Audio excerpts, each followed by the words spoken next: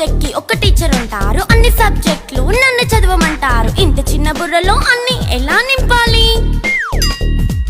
Class work, home work, fair notes అంటారు. Subject కి 3 books పెట్టి బ్యాగ్ నింపుతారు. ఇన్ఫాక్ట్ నా బరువు కన్నా నా బ్యాగ్ బరువే ఎక్కువ.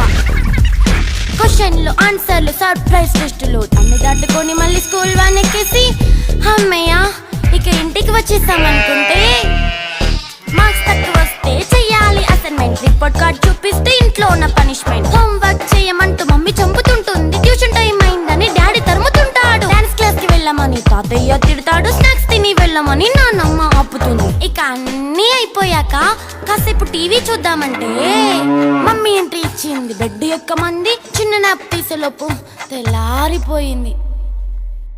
అయ్యో మళ్ళీ మొదలు ఈ స్కూల్ కష్టాలు. ఇక